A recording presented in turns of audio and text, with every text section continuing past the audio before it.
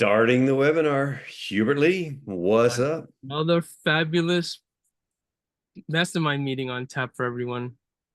Yeah, for sure, man. So how is the great world of AI per your perspective? We Um, got to let people in on this new development, man. so I'll tell you what, when our dear friend Andrew Dale, our Google expert, is worried that now, finally, maybe Google is waning in its popularity and we need to pay attention, he actually got Ridgely and I super excited. I was excited because it validated what I was saying all along. Those that have been on the last couple of calls have noticed how I've been promoting the use of Perplexity.ai as a No, search that's engine. not IO, bro. Perplexity.ai, folks. Don't go to .io, go to Perplexity.ai. Okay. And it's a search engine that is actually configured as an answer engine, right? So our dear friend Andrew Dale is all excited because he always likes to get in on the beta of things, right? And so he's encouraged all of us to sign up for the beta in OpenAI for the new search feature. Okay, so ChatGPT is going to become an answer engine, very much like Perplexity is. And he says now this really could be the Google killer. So originally we could be Well, in. and he also said, and if you haven't done this, especially if you have a paid account, go to chatgpt.com/search and get on the waiting list so Yes. you'll get the notifications. Now, let's talk about, Hubert, let's explain to the good folks why this is so critical and what is the difference that it's going to make from a search engine perspective, because that's obviously Andrew's expertise, because I found this to be really interesting and it truly opens up an opportunity for any of us who may be doing some SEO, and it is going to shut down opportunities for those who are not paying attention. So Yeah. I'll share a little bit about that. Yes, and I'm going to answer thoughtfully and in depth because that's my nature, being my mind type of being a master, right? And here's the let's look at some of the recent uh, faux pas that Google had to suffer in putting their um, AI into their search engine. Okay, so famously, AI answers being provided by Google were like ridiculous, right? People were typing in things like, should I eat rocks? And then it would answer, yes, you should eat like a bag a day, and give you highly, specific information about stuff that totally doesn't make sense, right? There was a whole bunch of these, and it made Google pull back and kind of redo everything. Well, if you dig in as to why that was happening, Google was favoring a lot of questions and answers that were going on from online communities such as Reddit. Okay.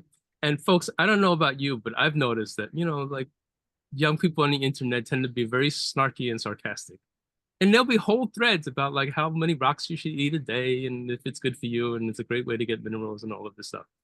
AI has trouble parsing out sarcasm from truth, right? Because the written word is the written word, right? And so Google and a lot of the other search engines now are demoting the importance of things like Reddit threads and increasing the impact of legitimate websites and questions and answers and blog posts that are found on legitimate websites.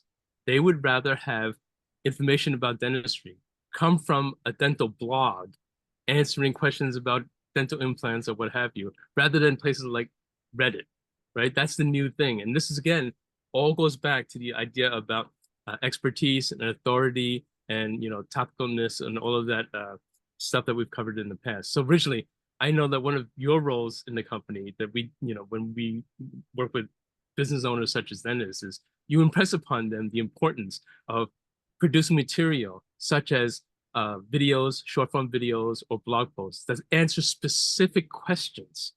That is totally in setting up for this whole new push in AI. Do you want to explain how you encourage our clients to ask and answer specific questions? Yeah, so this is really important because we're not talking about search engines and searches of a few years ago.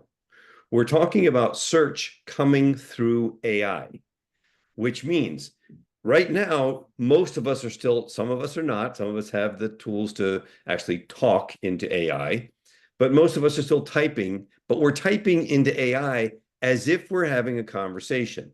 That's why the answer machine, the search, the new way of doing things like Perplexity, like ChatGPT is moving to, is going to be more sophisticated.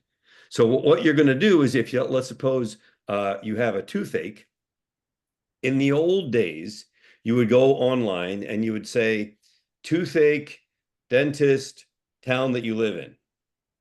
Now you're going to go online, you're going to say, I've got a toothache. What do I do?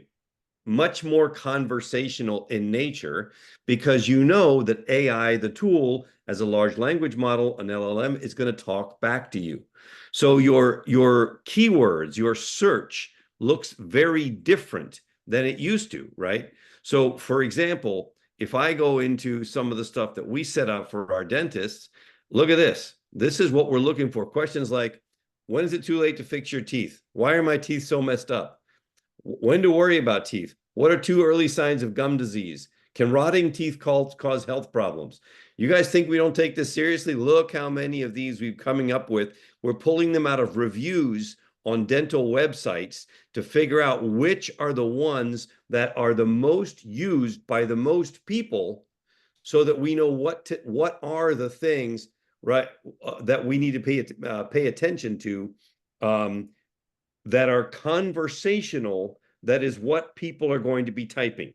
Because if we get this right, like for example, why am I suddenly having issues with my teeth? Well, that's a deep linked thing. But if that conversation happens between two people in AI, and by the way, you can see there's hundreds of them, right? There's 108 on this particular document to let you know this is the kind of research that you got to do when you're in the SEO world. When somebody's going back and forth, if that particular phrase happens in a conversation back and forth, then obviously they're going to show up first in the search engines. In other words, it's not about dentist, toothache, town that you live in anymore. It's about the words that come out in a normal conversation. And if we look into the future, in the future, all you're going to do is you're going to hit your speaker button and you're going to say, hey, AI, I'm having a hard time. I've got a toothache in my lower molars on the left-hand side, and it feels really weird every time I put my tongue over there. So where's a local dentist who can help me? Right? It's going to go like that. You're going to say it. And then AI is going to speak back to you or type back to you, and you're going to go back and forth. So if you're not having the conversation in real language that normal people use on an everyday basis, you're going to fall to the bottom of the search engines, because they're not searching in the same way that they used to. So that's a beginning.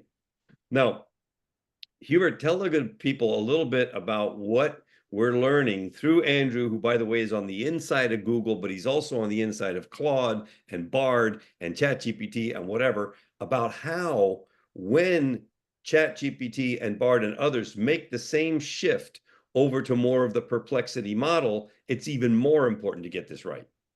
Yeah, and so because all of these companies are trying to jump on the bandwagon as soon as possible, they're gravitating towards the quote unquote easier ways to identify this sort of content. So what's going on the back end is that Andrew is creating the right syntax on our websites and so forth, using SEO plugin tools that will create the schema markup. Okay, so you don't need to go into the technical details, but you do need to make sure that your website has some sort of SEO plugin installed. And there are free ones, right? Such as a Yoast SEO plugin. And when you install them and make sure you optimize your blog posts following the suggestions, it really helps you create the right little snippets of syntax and markup and so forth that help the search engines and these AI engines identify these questions and answers. FAQs are particularly important. If there's an area that you want to concentrate on, right now, it's blogging with great content, but also in the form of an FAQ. So, Ridgely and I have structured blogging editorial calendars for our clients, where they're actually producing short videos that answer very specific questions. And by the way, when they answer the specific question, because of this new form of AI, the formula that you want to follow is to get the doc or the business owner or the service provider, whoever it is, to repeat the question in their own normal words.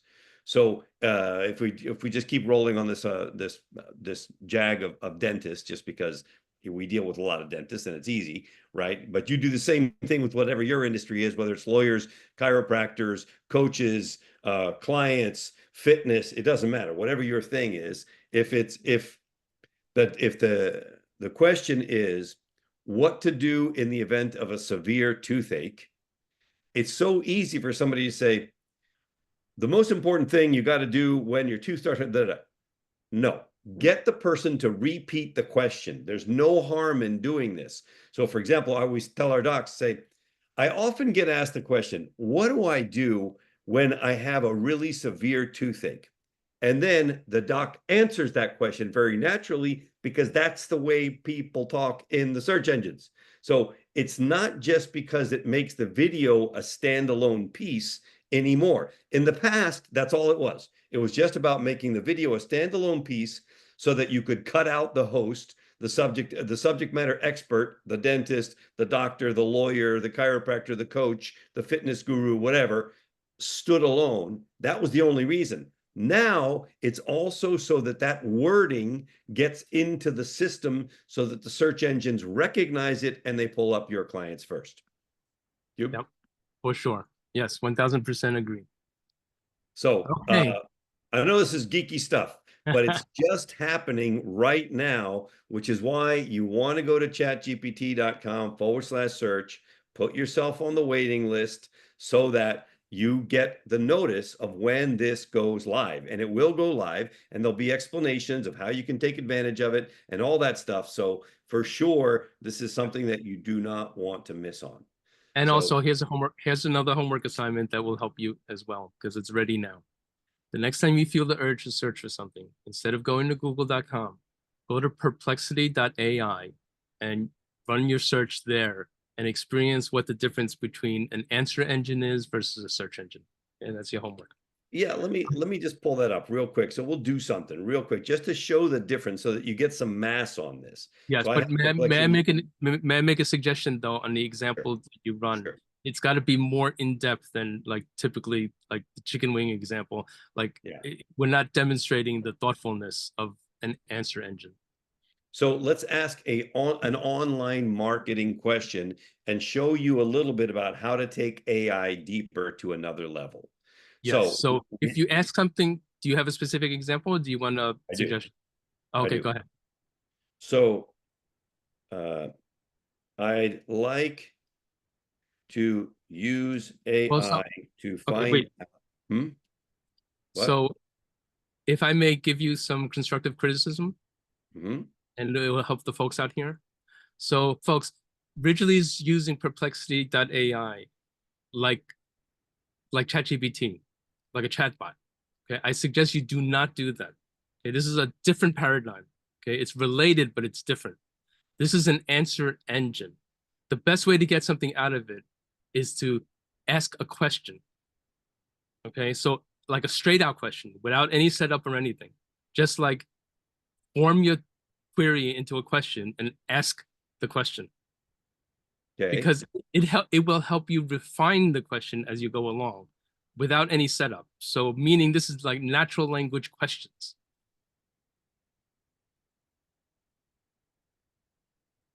How do I find out more data about a potential customer before I go meet with them Yes. in order to have a better chance at making a sale? Okay, now before you hit submit, let me explain to everybody.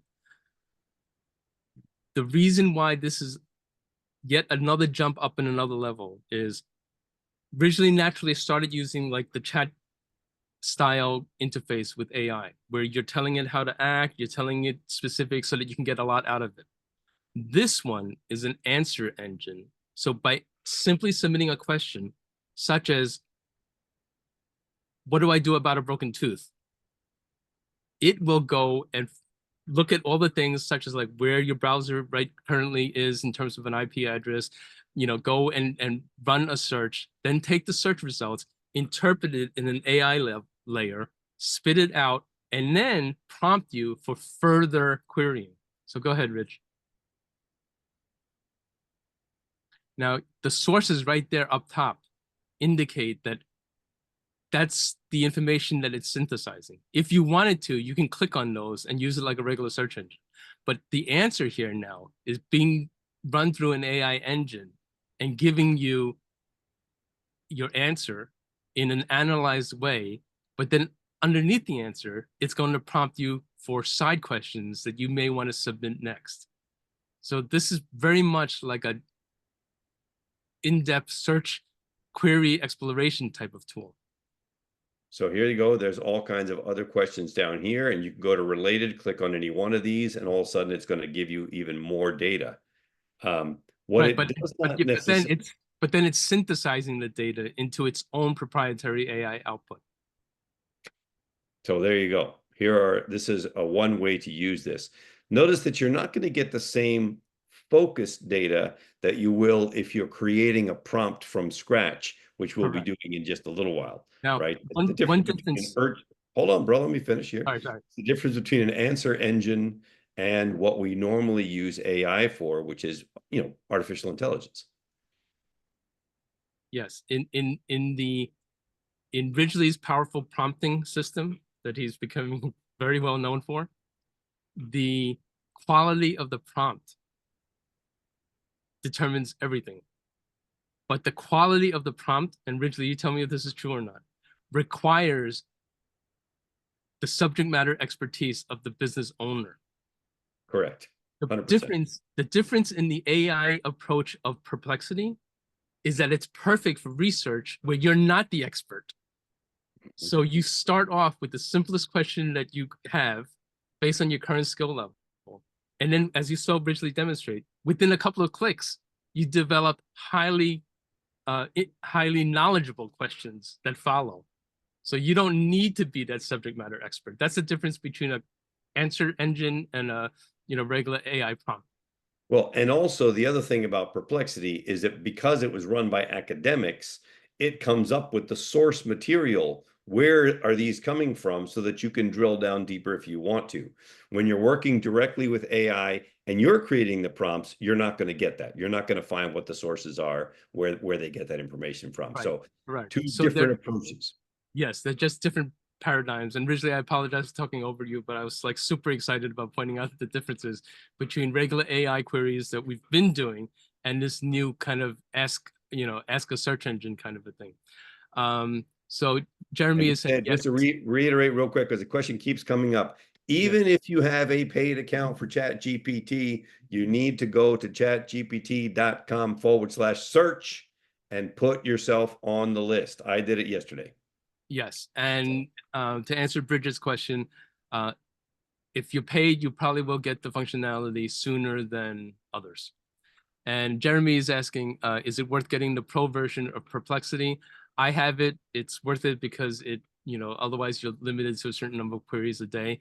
I have a $10 coupon offer that they had sent me. I'll drop it in the chat in a second. And let's see. Dr. Jean says, as an academic, I really appreciate the sources being included. That's great. And Jeremy said it's similar to Google's people also ask functionality. Okay. And Bridget says, let me say something about that, because that's a really great source to find the kind of keyword phrases that you're going to need for search engine optimization. People also ask is a great area. So if you're in the fitness world, then go to people also ask and see what they're talking about there, what the phraseology is there, so you can make sure that's woven into your narrative, so to speak.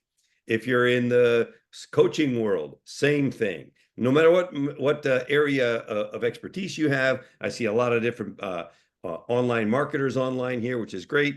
Do yourself a favor and for sure check out People Also Ask, because that's a great source for the right phraseology. Yep, for sure. All right, we're going to pull up Jeremy here because he's got a thing that he's working on, and it is very relevant to almost everybody on this call. So I'm going to see if we can, let me just make him a panelist. Jeremy, promoting you to panelist. Just please join us for a second. And So Scott so is Scott's asking, got a great question. Go yes, for it. should we, the answer is yes, Scott. Scott's asking, so on Perplexity, should we not use a quote seasoning prompt when on Perplexity? Just ask a question only. I would suggest that the answer is yes, because part of the value is in having Perplexity help you form your question, right? The seasoning prompt is good for reinforcing what you already believe, but in cases where you don't know what you don't know, and I might dare say that it's refreshing and helpful for everybody to kind of adopt that, to starting off from scratch with a basic question and then clicking through and evolving it might be a better approach, more eye-opening in Perplexity. Mm-hmm. What do you, just real quick, Hubert, drilling down in Perplexity, what's the best way to drill down? The best way is to actually look at those suggested questions, but rather than click on them, let them influence your thinking and then continue the thread. You'll see that once you ask a first question, the box will then say, ask a follow-up question. So glance at the questions that it's suggesting, but continue with your own thought, using that as input, and just keep diving in further and further. Hey, Great. Jeremy, it's nice to meet you. Jeremy's in the house. How are you, my friend? Hi, Ridgely. Hey, Hubert. All good? How are you? Hey, awesome. Awesome. I did, Awesome. Jeremy, Awesome. since you asked, I did drop a link in the chat there. It's a Perplexity coupon if you're interested. It just saves you like, I think $10 or something like that.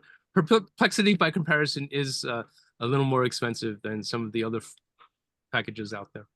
Would you mind reposting it or putting it in the chat again? I lost internet for a second and I lost the entire chat It's conversations going in there. before. Okay, You got it. appreciate it. All right. So many of us have learned that one of the great uses of AI is to find out about prospects before you meet with them. So if you have the ability, if you know the name of a company, if you know their website, if you know anything about them, then how smart and how much more powerfully will you come across if you meet with them, if when you go to meet with them, you already know about their company, you know about what they need, you know a lot of different things that make you come across as much more seasoned in your approach and obviously the type of person that they want to do business with. So I was having a conversation yesterday with Jeremy, and he's about to meet with a potential prospect. And I said, hey, man, why don't you just pop on the mastermind and let's take a look at this together. And I'll walk through the process for everybody's benefit using old style. Remember, this is not an answer engine situation. This is a researching type situation. So we're going back to old style using AI, not just asking a question, because you're not going to get far enough. So first off, Jeremy, could you do us a favor? I have no idea what the name of this company is. Can you throw their website or their name or the person into the chat so that we can take a look at them? Again, the reason we specifically do this starting from zero is to give everybody the sense and the understanding of what's possible using AI. Obviously, there are things we can do and go much deeper if we don't start from zero, but just for everyone's benefit, for the learning experience, we love to take something from absolutely nothing. We don't know anything about this, and start from scratch and check it out. So give us a little bit of data here. I just had a preliminary discussion with this prospect, and I would like to maintain privacy on his behalf, if that's okay. So Sure. because I don't know what he would like for me or anybody else to share at this point. So All right. can I just Somebody throw a company into the chat. Any company. I don't care who it is. Somebody throw a company into the chat for us, and we'll with your, while you're still hanging here, Jeremy, so you can talk with us as if you've never seen this before. We'll just do the same thing for somebody else. And okay, Peyton says Solomon what? The Solomon something, give me, all right, Duarte.com. Let me grab that. I need more than just Solomon. Okay, Duarte.com will do. So that's a company. I have no idea who they are, what they do, but I'll pull Bridget up here too so we can have an intelligent conversation before we do anything. I'm not even opening ChatGPT. I'm just hanging out. Bridget, pulling you up right now. So she can just give me a tiny bit of data. All right. So tell us the quick lowdown on Duarte. What's the deal? They're like my ultimate competitor. Okay, so she does slide design for high-level executives. She started in 1986 on an Apple and is in Silicon Valley. So she's worked with all those people in Silicon Valley. So she's kind of like my mentor. But Okay. you know, how she verbalizes things and how she speaks about things. I'm curious to know, how does she get in her foot in the door to these high-end executives? Okay, so let's just assume that you were going to meet with Duarte, right? Okay. So I'm going to pull up ChatGPT here, and we're going to go. This is my prompt library first. What do we got in there? What I think I'm going to start out with is I'm going to start out with, again, assigning a role. Okay. You are a marketing consultant and with deep knowledge in the graphics and design industry. By the way, I try to type correctly, but it doesn't really matter. The AI doesn't care. It corrects itself. And design industry, you are about to meet with a leading company and your client is about to meet. Sorry. Your client is about to meet with a leading company and wants to find out more about them.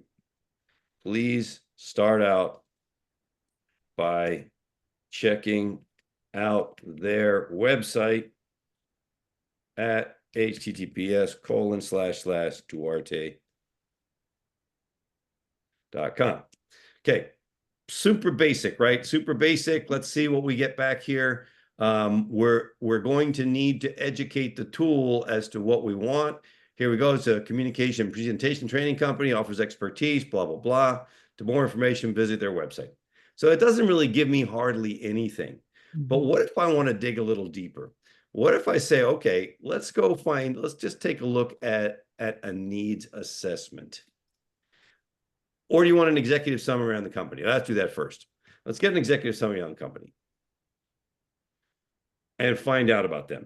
So again, we're doing basic research, but I want to just point out how fast this is. So this is not like it takes a lot of time to do this. The target website is, here we go, https://duarte.com. Make the executive summary 4 pages long. We don't want to have too long a summary. We don't have time to read all that stuff, right? There we go. Look how fast this comes back. Business overview, effective communication, solution, leading presentations, etc. So now you get a sense, okay, we kind of know what they do, but even when you have it in your mind that you know what they do, to have to see it, what's their organizational structure? Nancy Duarte, renowned author and speaker, decades of experience, blah, blah, blah, blah. Okay, great. Now let's go find out, what do they need? What can we find out about them? So let's grab a needs assessment prompt. And again, these are highly polished prompts that we've worked on for a long time. Actually, we're always tweaking them anyway. And we're going to do the same thing here.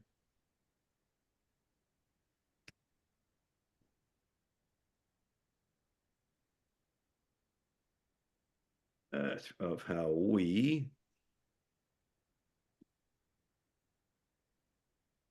Babylon Arts. What's your main website? Actually, presentationdesignexpert.com. Okay. Presentationdesignexpert.com can best help them with their workload. and improving their material. Boom. Okay. Strengths. Now, can you imagine that you're doing this? Because here we're dealing with a situation where Bridget has some knowledge both of the industry that she is in and a competitor. But imagine that you're doing this where you're selling a number of different services, like Jeremy is. Jeremy sells all kinds of services to help people be more efficient, save money, do things more quickly, more effectively, etc. So he could have a massive range of companies that he has to deal with. And it would make a lot of sense to know this. All right, strengths and weaknesses, expertise and reputation, comprehensive services, innovative methods, proven track record, customized solutions. All right. Market saturation. What are the weaknesses? This is the area where obviously we could see that Bridget might be able to have an opening here. Market saturation, resource intensity, dependency on large clients. Now, of course, so let's have an intro. Let's break these down. Need. While Duarte excels in delivering high quality personalized training, this approach can limit scalability, resource constraints. Maybe they need more people. Maybe they want to go to international markets. Maybe they want to mitigate their risk by diversifying their client base. Maybe they need more resources on a periodic basis that Bridget's company could step into. You guys see how powerful this kind of stuff is? You could take it a little bit further. Great. Now do a SWOT analysis. And then I'm going to show you how to go deeper on this. There we go. Look at this. 1, 2, 3. You're going to get largely the same, but you might find something different. Now, so far, largely the same. But what are the threats? Ooh, SME market, economic downturns, tech changes. I wonder if they're on top of the tech changes. So Bridget's very technical.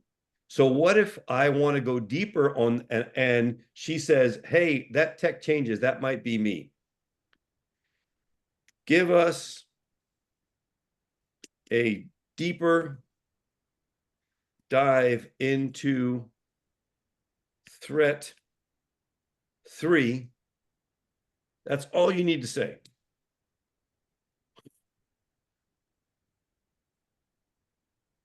I hope everybody gets how ridiculous this is. It's ridiculous. I mean, look at how fast you're now inside of Duarte and that company, emerging technologies, client expectations, cost and implementation. What are the potential impacts of these tech changes? Loss of market share, decreased client satisfaction, operational challenges. What can you do to mitigate? Invest in R&D or client education. So these are areas, if Bridget already brings the R&D, if Bridget can help with client education, if Bridget can help with training and development, these are directly areas that form the basis for a really intelligent conversation with Duarte by Bridget. Is everybody catching how ridiculous this is? And you can go as deep as you want. Jeremy, is this making sense to you, the way we're doing this kind of stuff? Yeah. And this is incredible. Just, it's hard to believe. I know, right? Well, and you know, what I've done too is I respect that you want to keep your confidentiality, but you could also look at who are the competitors that this person's dealing with and check them out. Yeah, so watch this. Perfect. Give us Duarte's top 5 competitors in the market today. I mean, it's as big as you can think it. Ethos 3, Presentation Studio, the presentation company, Pitch Vantage, Slide Genius. You could drill down further on any one of these. You could take it as deep as you want, always remembering that you have to think like the tool, because you can also spend a lot of time going down rabbit holes that don't serve you. So what's the purpose? And this is really important. I want Hubert to speak to this also. When you're using AI like this, you want to think, what is the end game? What am I trying to accomplish? And then reverse engineer it from an iterative perspective. You start out, you drill a little deeper, think about it. Okay, I need to know this, go a little deeper, think about it, go a little deeper, but always in an iterative way, bearing in mind what your objective is, right? Because that's where you're going to get the best output. Huey? You're on mute. We can't hear you. You look good moving your lips, but I can't hear you. Funny. So take advantage of the fact that because you're doing this as a manual process, and I'm going to show you an automated way in a second using our tool, but when you do it the way Ridgely is doing it, incorporate what you've learned from the previous step. So, right, Ridgely, I mean, like Ridgely provides in his prompt library kind of set prompts, but feel free to alter them and go off script to get that, you know, extra stuff, as you saw Ridgely doing, then asking for the competitors and all of that. So just free flowing, I believe you get a lot out of it. Well, and one question that came up for me is gathering that information of the top 5 competitors and looking at all their strengths. You know, what are the common strengths they all have, and what can Bridget focus on that differentiates her from them? So that's something I would probably explore beyond that. Yeah, for sure. And by the way, coming up with the 5 top competitors led me to think, what is the best way to use ChatGPT or any other AI tools to generate leads? Are you able to get contact info and things like that, or is that still not available? If you're the National Security Association, you know, NSA, you can do that all day long. But for common mortals, it's a little trickier. Just asking. Yeah, spying on people is not so easy, bro. Well, no, fortunately. Yeah, but there are tools being developed that are specific for that. So for example, you know how like whatever tool you use in whatever ecosystem is now being revised with an AI version or whatever. But you know, if I don't know your space and your niche, but if you use LinkedIn a lot, there are now tools coming out that have AI enabled analysis, particularly for competitive analysis and lead generation, that will run some AI stuff through your LinkedIn account as well. So some very powerful stuff is being developed.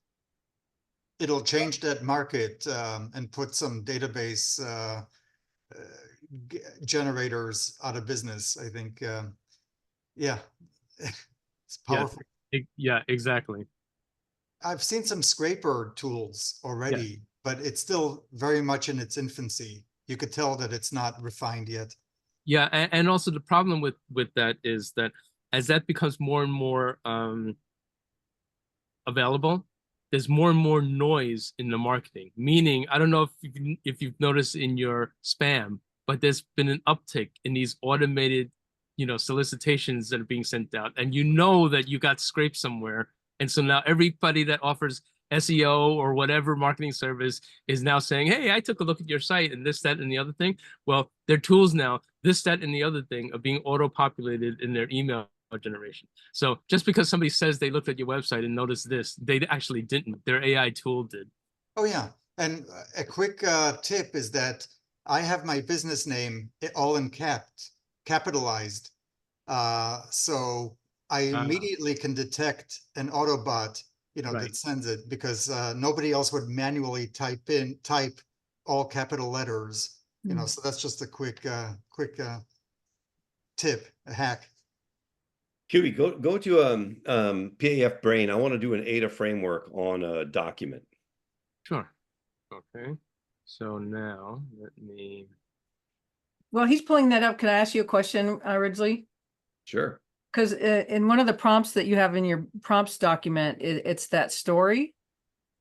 Mm-hmm. And I did that with 2 different target clients, and it was so amazing how they're edifying me to help them, and you know, now they step on stage and they're feeling great, you know, and whatever. It's like, how would I use that in marketing? Like, what would it be, a post? I mean, because it's not real, but it still kind of has the search words or the story of like, well, I want that. So which one? I'm sorry, I've written so many prompts. What are you talking about? Let me look it up. I don't remember the name offhand. It's towards the end of the document. But It's it's really cracking up long over here. It's prompt. like, okay, which prompt are we talking about? I know what Bridge is talking about. So originally in some of the materials that you've provided, the AI will come up with like a case study or a testimonial scenario type of thing. And it'll say like, you know, Susie does such and such, and it'll recap her experience and even give quotes, but it's like a fantasy type of thing, right? And so it's really there as a placeholder meant to encourage you to get a real life equivalent. But what you could do is make that more generic, and then you can you phrase it and say, you know, imagine what a successful client might say, blah, blah, blah, whatever. And then, you know, it could be something like this. And then you put in the generic version. And it's kind of like you're telling them that this is not a real testimonial, but the effect will be the same. Ridgely, does that trigger a thought? Do you recall what I'm talking about? It was like when you ran the analysis for Bill Straubinger for his library, Friends of the Library flyer, and it came up with that story. And it wasn't a real story, but it was a very moving story. Yeah, I mean, I think it's a great idea to do anywhere you can. That you can. The one caution that I have is if you're going to reference this writing style of an actual author, be cautious about how you do that. In other words, say, write me a story like Ernest Hemingway about blah, blah, blah, blah, blah. That's not a great idea. But you can say, write me a story that is moving and emotional in the style of Paulo Coelho, Ernest Hemingway, or such and such, that blah, da, da, da, da, right? That you can do.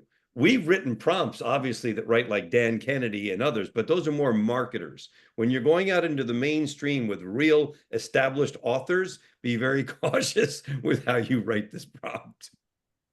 Yes. That was called the story generator prompt. Yes, the story generator prompt. Yeah, okay. Okay, so now let remember all my prompts. all right, so let me share my screen, guys. Okay, Yep. so here we go. Alrighty, now let me share my screen. Okay, and then let me go over here to, I'm going to demonstrate PAF Brain. Oops, sorry. And I sent you a piece to do an ADA framework in PAF AI Brain. I sent it to you by email. Wait, I turned on annotate by accident. Okay, here we go. All right, here we go. All right, so PAF Brain looks like this. Look, PAF. Okay. Now let me log out and show you what it looks like. Okay, so for anybody that's not familiar, members of our mastermind get access to a set of tools that we've created. They're so powerful, we actually think of each of these AIs as a member of the mastermind. The one that we use for limbic messaging and kind of the Swiss Army knife of them all is this PAF Brain, okay? And so when we come in, it's meant as an easy one-click approach, okay? And as opposed to doing the manual thing that Ridgely showed you or doing the research by yourself in Perplexity and ChatGPT and so forth, this simply puts in a single URL. So for example, I just ran this, well, Bridget wasn't looking, so I'll just run it again. I'm putting in duarte.com as in our example. I'm selecting the latest ChatGPT model, that's 4.0.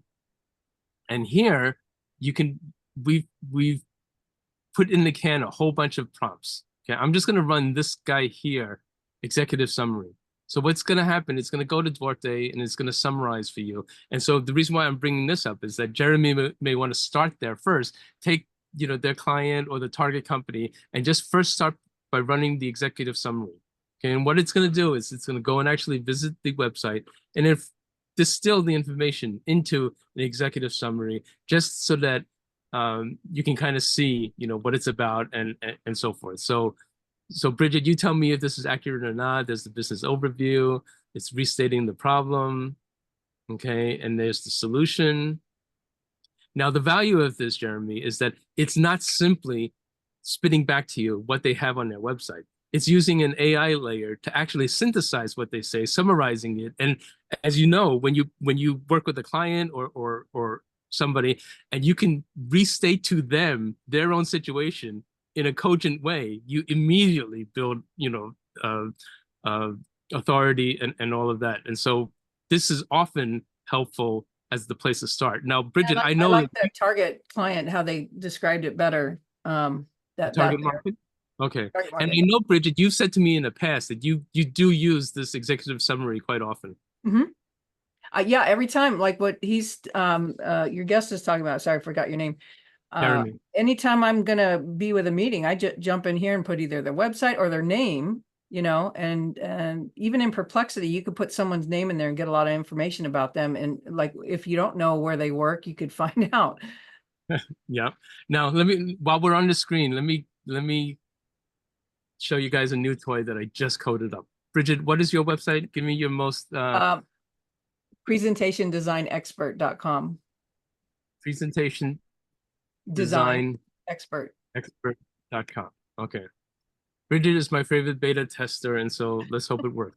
Okay, so I am now selecting the new tool. The new tool is called Motivation. Okay, Ridgely, I think you'll like this one. Okay, so I created a prompt. This one's more like a motivational coach giving you a pep talk type of thing. It's one of the emails that I sent out, I was talking about, the summer doldrums and stuff like that. And sometimes we get a little, tired in our business and we need a little spark. Okay, so you simply use the URL drop down, put in your website or anybody's website, select the model, click motivation, and hit submit. Now, Bridget, it's going to do a little thinking. And the idea of this is to give Bridget some inspiration, some motivation, a little pep talk about her business, just to kind of give it going. Okay. Motivation. Absolutely. I can provide you with a motivational pep talk tailored to your business journey. Let's dive in. Here's your pep talk. I believe.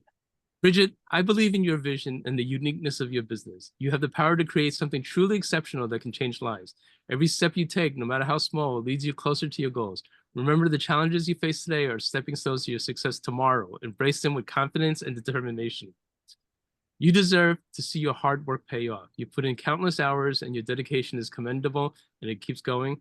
Because passion matters and your business thrives and it keeps going, I picture a world. Now remember, Bridget's offering is to help people with making great presentations.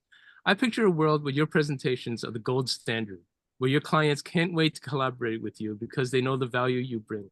A world where your expertise not only transforms slide decks, but also inspires audiences to take action and make meaningful changes. I see a future where your business is synonymous with excellence and motivation in presentation design, Bridget. Wow. Here you go. Here's some strategies. You can refine your vision. You can engage with the audience more. You can innovate constantly, stay ahead of trends in presentation design, learn to use new tools and techniques, network and collaborate, celebrate milestones, self-care and balance, Bridget. There you go. Positive affirmations. All right, show off. Right?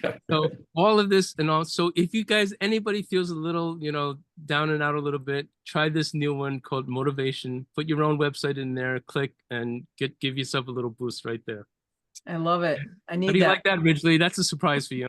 There you go. I love it. Awesome, man. All right, do me a favor. Pull up that email that I just sent you, and before we get out of PAF Brain, I want to show everybody how we can do text. So I want to take that. I just sent you a. But we're going to copy. We're going to the copy one, right? PAF copy. I want to do the ADA framework though. Yes. So that's because I was going to use PAF Brain and just type in text and hit the ADA framework. But up to you. Okay, got it. Okay, cool. All right. So I'm going to type in text. And let me go off camera for a second in case Ridgely sends something sensitive. No, I'm not a sensitive guy. Sorry, I'm not like that sensitive. Maybe you need some motivation. That's what I need to get that motivation thing and get that going. There you go. I know you're dealing with online marketers, man. Everybody's, Jeremy and Ridgely and Hubert all in a t-shirt at our house, banging on the computer, man, because that's what we do, right? We're all good. You have to put on those ties and get to the office. Forget about it. Forget about it. All right. So you sent a Word doc, and on this machine, I don't have Word, but let me see if I can, let me see how I can do. Okay, Otherwise, I'll do it. hold on. Okay. All right, so let me come back on camera. All right, so share screen, share my windows. Okay, so I came over here. Now, folks, you can, in the previous demos, you could, we had it on select URL where you simply just type in the URL. You could also hit enter text, which gives you this text box, which then I pasted in here a bunch of stuff, gobbledygook, that Ridgely emailed me. Okay, so right or wrong, I just pasted it in here. Like this is basically it, right? Hiring A players. Yep. Okay, cool. So I put that in there, and then I leave it on ChatGPT 4, and then one of the choices here is this ADA framework. Click on that. Now again, ADA is a marketing framework. It's attention, interest, desire, and action. So let's plug that in here.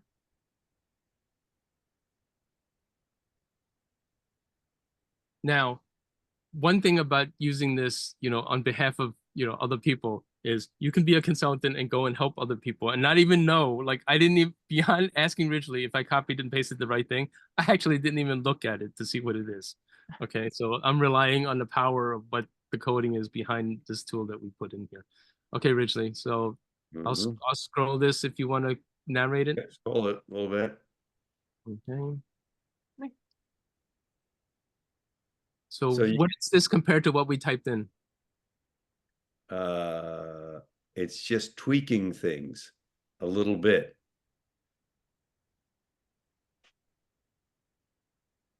Some of the stuff is pretty funny, actually. True or false? Your application process is more fun than a root canal. Okay, cool. Okay. Awesome. The humor was already in the original, or it introduced the humor? Some of it was. Yeah, so this is really, really positive. It's giving basically adding in a number of the action piece is what's being added in there. So that's what it did. It added in a call to action. That's completely new. And so again, we can take either a URL or the text itself and create new copy using that really, really effectively. Okay, so look, so let me try this. We created one a couple of months ago called avatars. It's gonna take this piece of text, it's gonna derive out some possible market segments that you can market this to, but then also give you some limbic messaging, for that. Ridgely, did you go over with Jeremy in your previous call, like what limbic messaging is and so forth, or do we have to review that? Yeah, no, he knows. He's seen me do a couple presentations. Okay, so now Ridgely, you tell me if this is on target or not based on this input, because you're familiar with it. So it went and created these personas. So how you would market to the growth-oriented CEO. It tells 100%. You, and then what they want. And then tell me if these are accurate messaging points for it. We believe in transformative leadership. 100%. That's exactly what we're looking for. And here's a very, yeah. Talent acquisition specialist. Recruiter. You deserve a hassle-free recruitment process. Oh, here's a good one. Because building a strong team matters. Nice. Yeah. You deserve exactly access. Right. You deserve access to the brightest minds.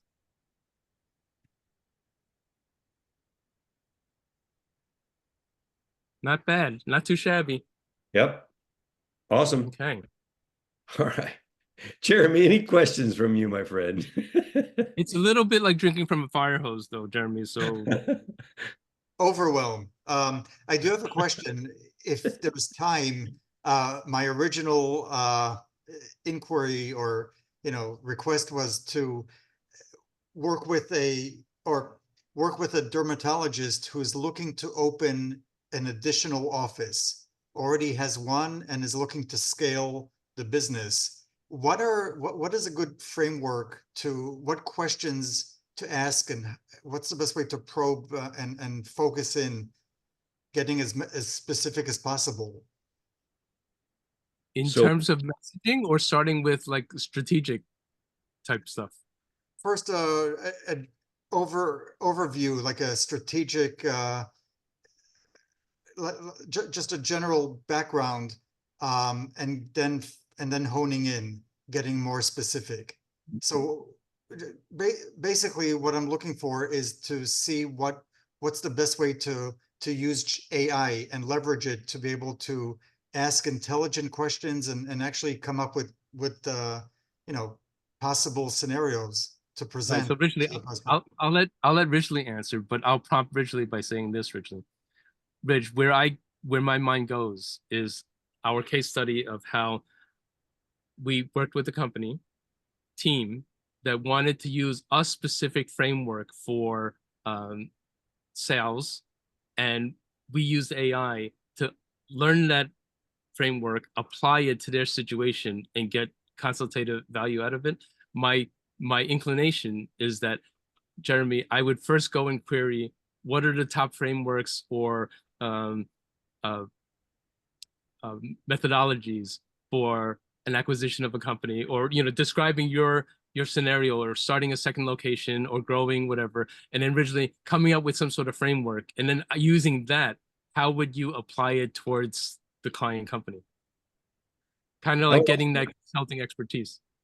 I would also drill a little bit, my friend, into what is the end game? Is the end game to recommend where to go? Is it to recommend what to do? Is it to do a market analysis to help in that regard? Because unless the end game is clear, it's harder to get the most power out of the tool. So I would want to know, drill down a little bit further into, okay, what exactly am I trying to accomplish? What does this client want to know? And then get specific about how you go about looking for that. Does that make sense? Yeah. Because it's, oh, okay, I want to expand my business is one thing. I want to open another location. Okay, what is involved in that? I want to research the market to figure out where the best marketplace is. Like you could figure out, okay, who are your best clients? Best clients are women over the age of 45 who have cancer spots on their face. Okay, great. Where are those people located? Right? And then go find out that way. Where are those people located that have the money to be able to afford dermatological services? So you can drill using the tool really, really fast when you know what the end game is with clarity. So that it's not a vague search. It's more of a, hey, let me try to figure this out. What's possible today, what used to take an intern a week takes us 45 minutes. Now, also, if I may provide this resource that Jeremy and others might be helpful too, is let me share my screen. First off, let me drop the prompt into the chat here. And then, so now it's in the prompt, but let me just share my screen. So sometimes these laundry lists of prompts might be helpful, Jeremy. So one that I often look at is something like this, okay? Ultimate list of ChatGPT prompts. Now, it's kind of silly, but because these are business oriented, they may spur you to come up with your own that may be helpful. Okay, so you would look through here and look for something that's specific about growth strategies or expansion or second locations or business locations, and kind of look through these as prompt ideas and then use it to kind of refine one that's specific to your specific case. Okay, so take a look at that as a resource. I dropped it into the chat. Okay, Thank you. now, This is great. Yes. oh, good, cool. That's Good great. Now, reference. Ridgely, I am going to ask you. Let's see where it is here. Top of the hour. Thanks for staying with us, folks. Appreciate it. If you got to go, I understand. If you don't, it's all good. We'll be wrapping up here shortly. Then I'll tell you about next week. Special week. Just saying. And I am going to drop Ridgely the Calendly link. I'd like you to invite people to book a call with you if they're interested. Yeah, if you're new to the process, if this is been invited by a friend or whatever, hop on there with me, and I'd love to chat with you, just like I did with Jeremy yesterday. Ended up on this hot seat here today, so all good. And let you know, next week we are second Thursday of the month, folks, and we know what that is. On most months, that is Mind Types After Dark. And Mind Types After Dark, for those of you who have not been there, is our once a month, fairly irreverent mastermind. We invite people to show up with your favorite beverage, whether that's tea or otherwise, is fine with us. We have had to kick some people off for, way too irreverent behavior, but not often. It only happens once in a while. So it will be, as usual, 8 o'clock Eastern time next Thursday, 8 o'clock Eastern, 5 o'clock Pacific. I know it's not quite dark out there on the Pacific, but it's 5 o'clock somewhere, happens to be on the Pacific. And welcome you to join in, like I said, with your favorite beverage so that we can have a little bit of fun. We tend to be a little bit more out there on that one call per month. So that's next Thursday. Hubert, go ahead. Go ahead. Oh boy. Okay. So my latest theme, Jeremy, I don't know if you caught on, but we kind of joke around a little bit here. And since you guys are on, I got a joke for each of you.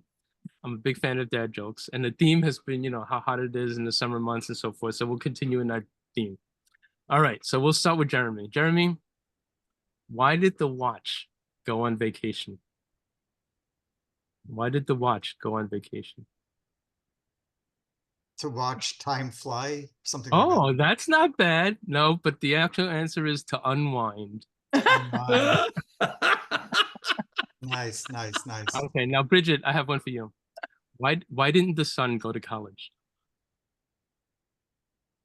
Why didn't the son go to college? Because it knew everything already. Kind of close. It already had 1,000,000 degrees. And finally, Ridgely, what can cause dry skin? I ask you this because you have a pool. What can cause dry skin after being in a swimming pool? What? A towel.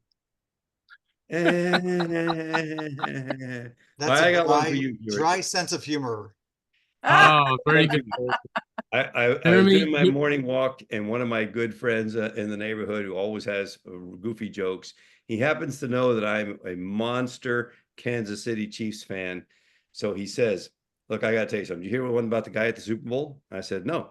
He said, yeah, no, this guy shows up at the Super Bowl and he sits down and there's a chair right next to him that's empty.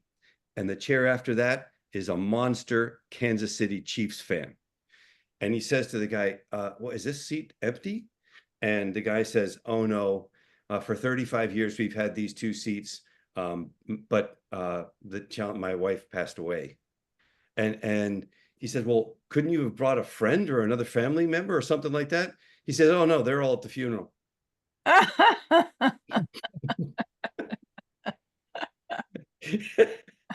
But that guy wasn't going to miss the Super Bowl with the Kansas City Chiefs. Okay. See you guys next week, 8 o'clock Eastern time. Thanks, everybody. Have a great rest of your week. Bye, everybody. Ciao for now.